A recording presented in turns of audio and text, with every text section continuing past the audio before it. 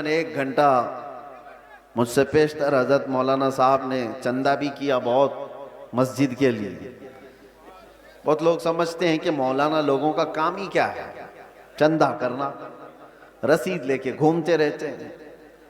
تمہیں اندازہ ہے دین کا یہ سارا نظام اگر یہ مولوی نہیں ہوتے تو پتہ نہیں تم کیا کر رہے ہوتے.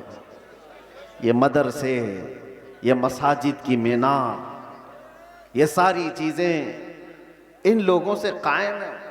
ہوتے ہوں گے چندہ خور لوگ، مگر آپ کو پتہ ہے ایک ایک پائی دین کے لیے اعلان کر کے جمع کرنا یہ علماء کی شان ہے. کیا ان کے اندر سیلف ریسپیکٹ نہیں ہے؟ کیا مانگنا ان کی بچپن کی عادت ہے؟ نہیں. تمہارے درمیان اگر وہ ہاتھ پھیلاتے بھی ہیں تو دین کے نام پر. میرے مصطفیٰ کریم صلی اللہ تعالیٰ علیہ وسلم کی شریعت طاہرہ کی بقا کے لیے. مجھے بات یاد آتی ہے، میرے والد گرامی فرمایا کرتے تھے الجامعۃ الاشرفیہ مبارک پور آج ہندوستان کی ایک ایسی عظیم یونیورسٹی کا نام ہے جس کے سامنے تاج محل کی اونچائی بھی پھیکی پڑتی ہے. تاج محل تو لوگ ٹکٹ دے کر کے دیکھنے جاتے ہیں اور فوٹو کھنچوا کر آتے ہیں، مگر الجامعۃ الاشرفیہ وہ ایسی جگہ ہے جہاں انسان بنائے جاتے ہیں. علماء ربانیین کی ایک بڑی جماعت پیدا ہوتی ہے.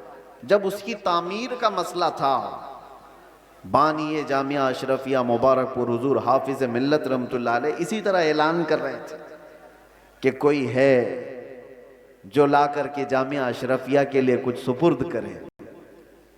آپ کو مارہرہ مطہرہ کے سید زادے سید العلماء نے بٹھا دیا اور کہا مولانا آپ بیٹھ جائیے، میں سید زادہ ہوں لیکن اس ادارے کے لیے چندہ میں کروں گا. آل رسول ہوں، مانگنے کی عادت نہیں، کبھی نہیں مانگا.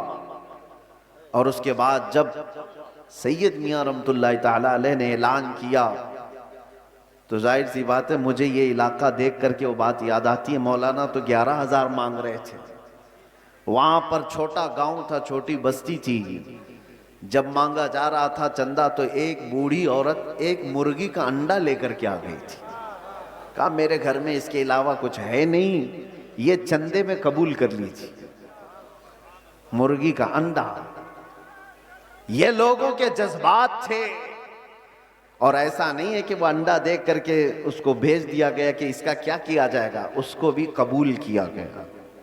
اور سید میاں رحمت اللہ علیہ نے فرمایا تھا اس عورت نے زمانہ یوسف کی یاد دلاتی ہے. خریداروں میں اس کا نام آ جائے بس اسی لیے حاضر ہو گئی.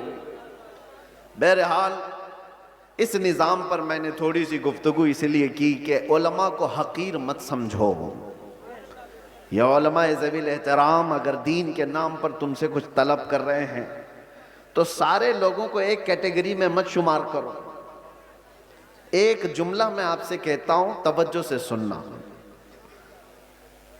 ہر داڑھی والا چور نہیں ہوتا، لیکن چور داڑھی رکھ لیتا ہے. چور اپنی چوری چھپانے کے لیے داڑھی رکھ لیتا ہے. ہاں، اس فارمولے کو سمجھ کر کے چلیں اور اس کو ہر جگہ فٹ نہ کریں. داڑھی والے کو دیکھ کر کے حقارت سے دیکھنا میرے عزیزو ہرگز نہیں. کچھ چور اگر اس طرح کے لباس پہن لیں تو ایسا تھوڑی نہ ہوتا ہے کہ ہم یہ بھی تو نہیں کہہ سکتے کہ ہر چائے والا چور ہے. نہیں کہہ سکتے، نہیں کہہ سکتے. سب کو ایک کیٹیگری میں کیسے شامل کر دیں؟ یہ ایک جملہ آپ یاد رکھیں. میں کسی کا نام نہیں لے رہا ہوں. اور دوسری بات، علماء ذوی الاحترام کے لیے خاص طور پر میں نے آیت کریمہ کی تلاوت کی ہے خطبے میں، خطبے کے بعد. إِن يَنْصُرْكُمُ اللَّهُ فَلَا غَالِبَ لَكُمْ.